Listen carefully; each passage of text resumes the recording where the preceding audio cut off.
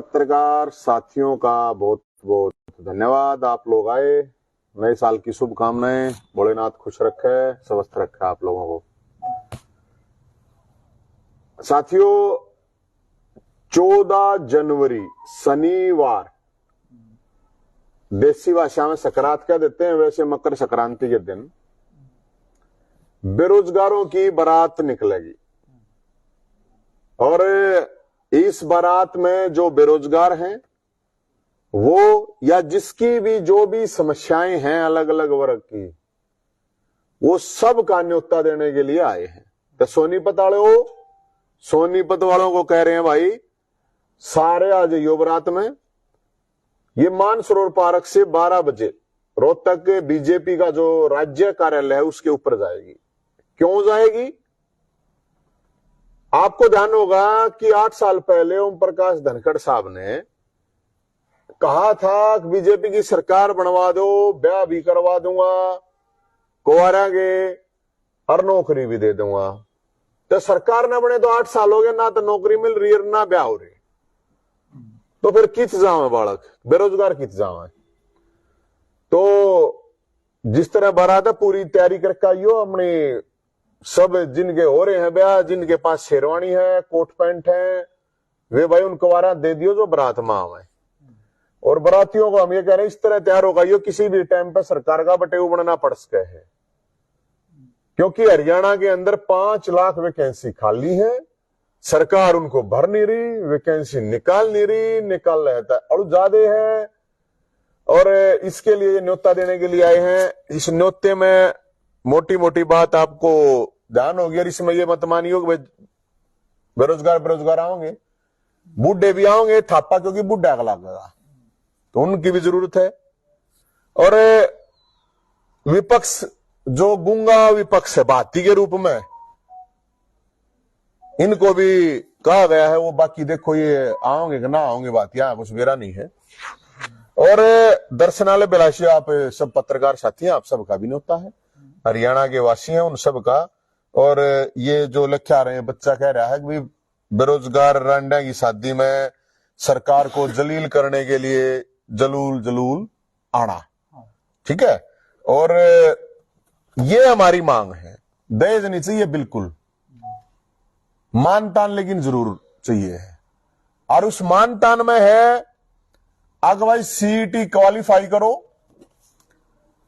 HTET आजीवन करो, ये कुछ भी नहीं है, मानतान कती अड़की ही है, कोई ज्यादा मानतान की बात नहीं कर रहे। भर्ती कैलेंडर जारी करो, कई साल तक ये जो भर्ती अटकी खड़ी रहती है ये ठीक नहीं है। और खेल कोटा, बीबीजी कोटा बहाल करो।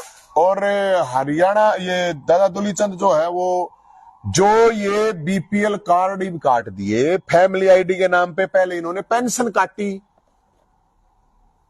अब जाकर ऑफिसों में देखो पूरे हरियाणा में हाहाकार मच रहा है, बीपीएल कार्ड नहीं है, गरीबों की गर्दन काट रही है सरकार।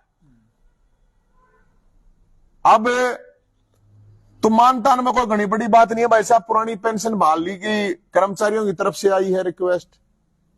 कच्चे कर्मचारी हैं, ये जो शोषण निगम बना रखा है इन्होंने, कौशल निगम के नाम पर जो शोषण निगम चल रहा है, ये गुजरात मॉडल है कि जब जी करा काट दिए, जब जी करा ला दिए, कोई इसमें सिस्टम नहीं है। और मैं जेल में रह आया हूं तो इसमें जेल के कैदियों की आज बयान आ देखा था मैंने, रणजीत चौटाला साहब का, मंत्री जी का, वो कह रहे हैं बड़ी हमने वो दे रखी है। तो जब मैं हरियाणा पुलिस मुझे अरेस्ट करके लेगी जेल के लिए, तो हरियाणा पुलिस वाले बोले भाई साहब हमारी भी एक समस्या उठाना, हमारी समस्या ये है। मैं कहा भाई क्या है? अकानिल विद साहब लगते काट गए रुके हमारे आते, हमारी सरकार बनेगी तो पंजाब समान वेतन लागू कर देंगे हरियाणा पुलिस पे। वो आज तक नहीं हुआ, आज गृह मंत्री अनिल विज साहब है। फिर मैं गया जेल में तो जेल कर्मी भी बोल रही है ये बात, हमारे को भी यही बात कही थी कि पंजाब के समान वेतन दे देंगे, जेल कर्मचारियों का भी नहीं दिया। फिर गया मैं कैदियां दो रहा, उन तभी बात हुई तो कैदी बोले जी भाई साहब हाड़ गर्म पानी तक नहीं है नहाने, क्योंकि 70% लोग वहां पे निर्दोष पड़े हैं जेलों में।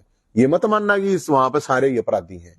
और ये राष्ट्रपति जी, हमारी महामहिम राष्ट्रपति जी ने भी ये बयान दिया था। आगे भी क्यों जबरदस्ती गिर रहे हो लोगों ने?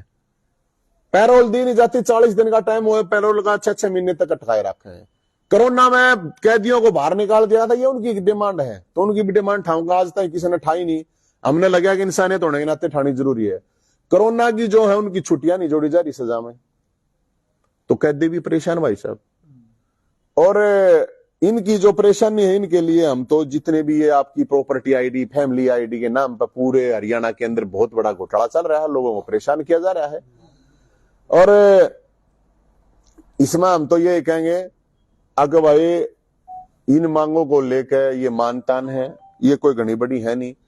और बारात के लिए करीब हमारे आज 2300 रजिस्ट्रेशन हो गए हैं। ये नंबर है 70 27 822 822। इस पे अपना रजिस्ट्रेशन करा सको, क्योंकि अरेंजमेंट करने पड़ेंगे, सरकार तक भी बतानी पड़ेगी ना भाई, बारात इतनी बड़ी आ रही है तो सरकार ताकि अपना अरेंजमेंट कर ले।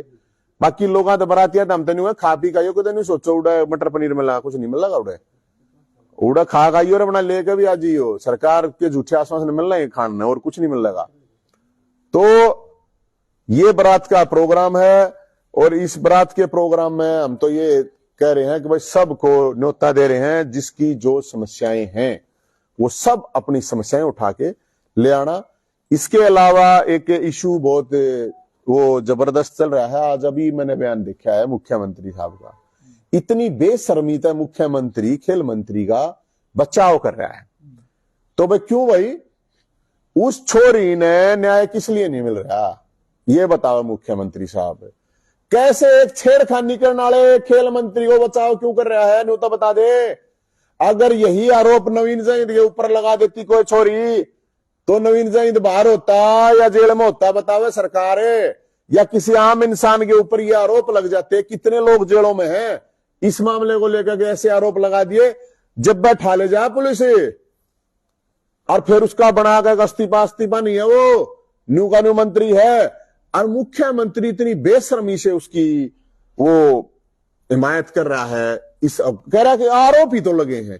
अरे फिर आरोप लगे, सारी जेल पड़ी, आरोप तय पड़ी है, किस लिए मुख्यमंत्री।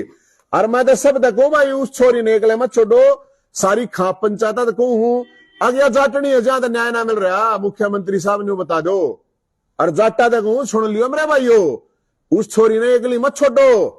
उस छोरी ने आरोप लगाए हैं, तो एक के बात कहेंगे आए तो डिमांड है, छोरी गलत है, तूने जेल में गिर दे, झूठ बोल रहे थे। और नहीं तो उस मंत्री का जूते मार के जेल में भेजो, अगर उसने गड़बड़ कर रखी है तो। हाई कोर्ट के सिटिंग जज से उसकी जांच हो, दोनों का नार्को टेस्ट हो, क्योंकि हरियाणा में हजारों लड़कियां गेल ग्राउंड पे होती हैं। उससे उनके परिवारों का भी मनोबल टूटेगा, उन छोरियों का भी मनोबल टूटेगा।